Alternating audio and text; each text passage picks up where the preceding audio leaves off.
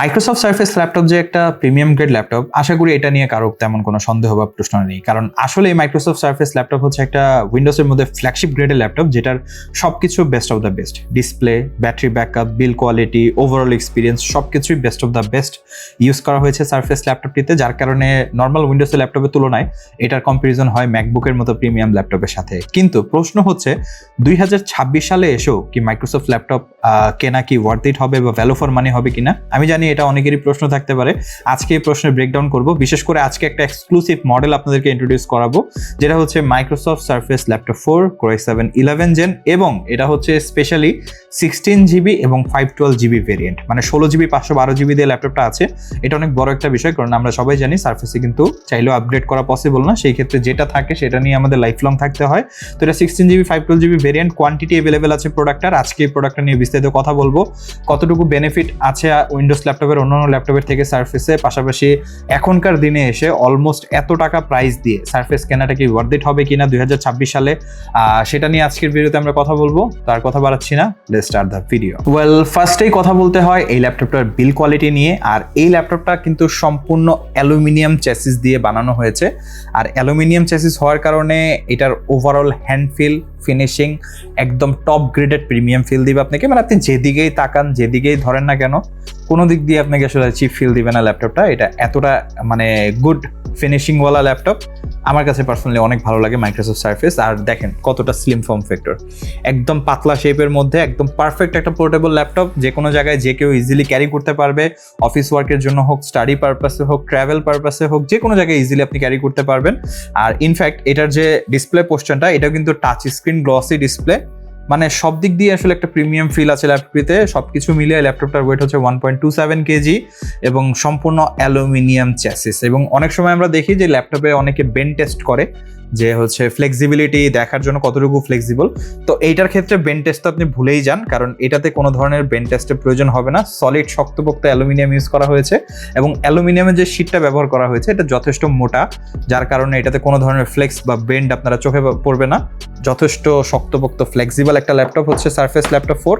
আর সার্ফেসের সবগুলো ল্যাপটপই বিল quality wise আমার কাছে পার্সোনালি অনেক বেশি ভালো লাগে। সেকেন্ড ইম্পর্টেন্ট থিং হচ্ছে এই ল্যাপটপের ডিসপ্লে। এই ল্যাপটপে পাচ্ছি আমরা একটা 3:2 অ্যাসপেক্ট রেশিওর প্রোডাক্টিভিটি ডিসপ্লে, যেটা 3:2 আপনারা শুনে অলরেডি বুঝতে পারছেন, কারণ 16:9 আমরা সচরাচর ল্যাপটপগুলোতে দেখি, বাট ম্যাকবুকের কিছু ভেরিয়েন্টে এবং সার্ফেসের ল্যাপটপগুলোতে আমরা 3:2 অ্যাসপেক্ট রেশিও ডিসপ্লে দেখতে পাই। এবং আপনি যদি গুগলে একটু সার্চ করেন তাহলে বুঝতে পারবেন যে 3:2 অ্যাসপেক্ট রেশিও হচ্ছে পিওর প্রোডাক্টিভিটি অ্যাসপেক্ট রেশিও।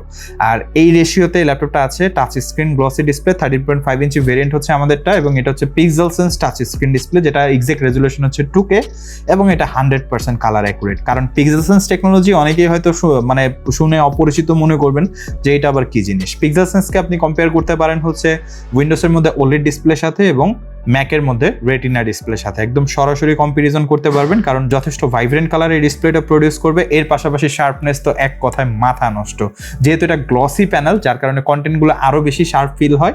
এবং টাচ স্ক্রিন ফিচারটা কিন্তু আমার কাছে খুবই ভালো লাগে। সার্ফেসের সকল মডেলই মূলত touch screen, pro series, laptop series, বুক সিরিজ সবগুলোই টাচ স্ক্রিন।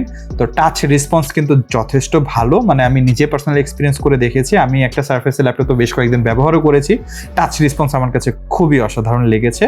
অবশ্য 360 হলে ভালো হতো, বাট সার্ফেসের 360 সেগমেন্টটা ভিন্ন, যেহেতু বুক সিরিজ আছে সার্ফেসে, বা সার্ফেসের প্রো সিরিজ আছে যেটা ট্যাব প্লাস ল্যাপটপ, সেই ক্ষেত্রে এটা ল্যাপটপ সিরিজটা 360 করা কোনো সেন্স মেক করে না।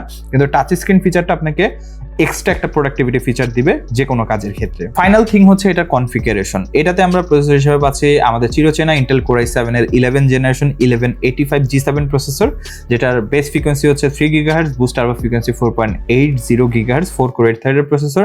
ইন্টেল স্মার্ট ক্যাশ হচ্ছে 12 MB, এবং এই প্রসেসরের ডিফল্ট এডিপি হচ্ছে 28 ওয়াট। এই প্রসেসরকে হেল্প করার জন্য আছে ইন্টেলের Iris Xe গ্রাফিক্স, যেটা যথেষ্ট ডিসেন্ট অ্যামাউন্ট অফ একটা গ্রাফিক্স, এবং এটার বুস্ট ফ্রিকোয়েন্সি অলমোস্ট 3.5 GHz এর কাছাকাছি। তো প্রসেসর এবং গ্রাফিক্স মিলিয়ে খুবই ডিসেন্ট একটা আউটপুট আপনারা পেয়ে যাবেন। র্যাম হিসেবে ল্যাপটপে আমরা দেখতে পাবো একদমই স্পেশাল LPDDR4X এর 4267 MHz র্যাম। সচরাচর আমরা DDR4 এ 3200 MHz র্যামই দেখি, 2666, 3200 MHz এই ধরনের র্যামই থাকে, বাট এটাতে DDR4X এর র্যাম ব্যবহার করা হয়েছে, যেটা বেসিক্যালি 4267 MHz এর। যথেষ্ট ম্যাসিভ একটা ফ্রিকোয়েন্সি পাচ্ছেন আপনি র্যামের ক্ষেত্রে। তো মাল্টিটাস্কিং করে বা হচ্ছে র্যাম ম্যানেজমেন্ট আপনি কোনো ধরনের কোনো ইস্যু ফেস করবেন না। 512GB PCNVMe Gen 3 SSD ব্যবহার করা হয়েছে। আগেন এটা সোয়াইপেবল না, এটা ফিক্সড। এবং এই এসএসডিটার রিড রেট কিন্তু খুবই ডিসেন্ট। আর যেহেতু এটা উইন্ডোজের নিজস্ব ডিভাইস, অপটিমাইজেশন তো ভালো হবে, এটা স্বাভাবিক। এর পাশাপাশি এসএসডির কারণে ওভারঅল ওএসটা বা ওভারঅল সফটওয়্যার ম্যানেজমেন্ট সবকিছু একদম স্মুথ ফিল হবে। কানেক্টিভিটি সেকশনে এটাতে আমরা ইন্টেলের ওয়াইফাই 6 এবং ব্লুটুথ 5.2 সাপোর্টও দেখতে পাবো, যেটা আপনার ওয়্যারলেস কানেক্টিভিটিকে আরো সিমলেস করে তুলবে। পেরিফেরাল সেকশনে এই ল্যাপটপে আমরা একটা প্রিমিয়াম সেগমেন্টের কিবোর্ড দেখতে পাবো, যেটা ক্লোজ টু আমার কাছে পার্সোনালি, যেহেতু আমি ম্যাক ইউজ করেছি, আমার কাছে বাটারফ্লাই কিবোর্ডের কাছাকাছি মনে হয়, কারণ এটার ফিলটা অনেকটা কাছাকাছি ওরকমই ডিজাইন শেপ এন্ড আউটলুক, কিন্তু টাইপিং এক্সপিরিয়েন্স সম্পূর্ণ ভিন্ন। বিশেষ করে ম্যাকবুকের কিবোর্ডে আপনারা যখন টাইপ করবেন একটা ট্যাকটাইল ফিল আসবে মেকানিক্যাল কিবোর্ডের মতো, সেখানে সারফেসের কিবোর্ডে আপনি একদম বাটারি স্মুথ ফিলিং পাবেন, মানে কোনো ধরনের কোনো নয়েজ বা কোনো ধরনের কোনো ক্লিকি ফিডব্যাক আসবে না, একদম বাটারি স্মুথ ফিলিং। এই জিনিসটা আসলে আমার কাছে অনেক বেশি ভালো লাগে। এক একজনের এক এক ফিচার ভালো লাগে, কারো কাছে বেশি শব্দ করা ট্যাকটাইল ফিল ভালো লাগে, কারো কাছে বাটারি স্মুথ ফিলিং ভালো লাগে। আমার কাছে অলমোস্ট, আমি যেহেতু মেকানিক্যাল কিবোর্ড ব্যবহার করি, মেমব্রেনও ব্যবহার করি, আমার কাছে সবগুলোই মোটামুটি ভালো লাগে। বাট টাইপিং এক্সপিরিয়েন্স যথেষ্ট ভালো, লেটেন্সি নাই বললেই চলে, কিটেবল ডিস্টেন্স খুবই ডিসেন্ট, টাইপ করে আপনি খুবই মজা পাবেন।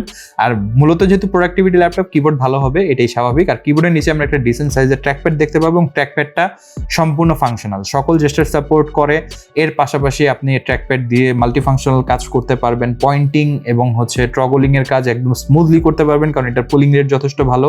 গ্লাস সারফেসের ট্র্যাকপ্যাড একদম স্মুথ ফিল হয়, তো এটার ট্র্যাকপ্যাড দিয়ে আপনি অ্যাকচুয়ালি প্রোডাক্টিভিটি কাজ করতে পারবেন। আদারওয়াইজ উইন্ডোজে অনেক ল্যাপটপ আছে যেগুলো ট্র্যাকপ্যাড শুধু নামেই থাকে, কাজে তেমন একটা ভালো এক্সপিরিয়েন্স পাওয়া যায় না, সেখানে সারফেসের ট্র্যাকপ্যাড একদম best of the best experience দিবে আপনাকে। ফ্ল্যাগশিপ ল্যাপটপে যে সবকিছুই ভালো হবে, কোনো ড্রব্যাক থাকবে না, ব্যাপারটা কিন্তু তা না। আর এই ল্যাপটপেও কিন্তু একটা ড্রব্যাক আছে, সেটা হচ্ছে সব থেকে বড় ড্রব্যাক আমার কাছে মনে হয়েছে, যে এই জিনিসটা না হলেও পারতো, সেটা হচ্ছে এটা পোর্টসের ঘাটতি। লিটারেলি এই ল্যাপটপে পোর্টস নাই বললেই চলে। জাস্ট 3টা পোর্টস, ডান পাশে একটা ইউএসবি, একটা টাইপ সি, একটা হেডফোন মাইক্রোফোন কম্বো জ্যাক, এবং বাম পাশে শুধুমাত্র সারফেস কানেক্টর পোর্ট। আর একটা ইউএসবি বা আরেকটা টাইপ সি পোর্ট হলে অনেস্টলি বলছি যে একদম ভালো হয়ে যেত, মানে পোর্টসের আর ঘাটতি কোনো দিক দিয়ে ফিল হতো না। অ্যাটলিস্ট একটা এইচডিএমআই পোর্ট থাকতে পারতো, বা আরেকটা টাইপ সি পোর্টও দিতে পারতো, যেই ক্ষেত্রে একটা ডঙ্গল বা একটা ডেডিকেটেড টাইপ সি ইউজ করা যেত। বাট এদিক দিয়ে আসলে একটা ঘাটতি আমার কাছে পার্সোনালি ফিল হয়েছে, জানি না কার কাছে কেমন লাগে। আর ডান পাশে শুধুমাত্র সারফেস কানেক্টর ম্যাগনেটিক পোর্ট, যেটা অবভিয়াসলি ফাস্ট চার্জিং সাপোর্টেড, এবং এটা সারফেসের চার্জার একদমই ডিফারেন্ট, কোনো টাইপ সি বা কোনো ইউএসবি চার্জার না, এটা একদম ডিফারেন্ট। ম্যাকবুকের মতো ম্যাকসেফ যেমন চার্জার হয়, সারফেসের ক্ষেত্রে সারফেস কানেক্টর চার্জার হয়। তো চার্জিং স্পিড আমার কাছে যথেষ্ট ডিসেন্টই মনে হয়েছে, খুব তাড়াতাড়ি চার্জ হয়ে যায়, এবং চার্জিং এর সময় তেমন ধরনের কোনো হিট জেনারেটও এই ল্যাপটপ করে না। এখন ফাইনালি যদি কথা বলি এই ল্যাপটপটির প্রাইস নিয়ে, এই প্রোডাক্টটি আপনি আমাদের কাছ থেকে পাবেন 62,990 টাকা। ইউজুয়ালি 65,000 টাকা এটার ভেরিয়েন্ট আমাদের রেগুলার প্রাইস, বাট যেহেতু আমরা একটু রিজনেবল প্রাইসে পারচেস করতে পেরেছি, আমরা আপনাদের জন্য একটা অফার প্রাইস রাখছি 62,990 টাকা। সীমিত সময়ের জন্য আমাদের কাছে স্টক প্রায় 4 থেকে 5 পিসের মতো অ্যাভেলেবেল, প্রতিটাই ফ্রেশ কন্ডিশন, এবং ব্যাটারি হেলথ এবং ওভারঅল কন্ডিশন তো আপনারা ভিডিও দেখে বুঝতে পেরেছেন।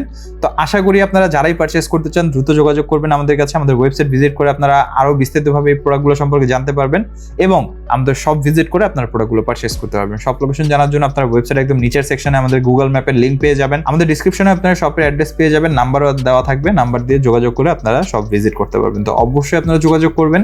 আজকে ভিডিওটা এই পর্যন্তই, দেখা হবে নেক্সট কোনো ভিডিওতে। টিল দেন আল্লাহ হাফেজ।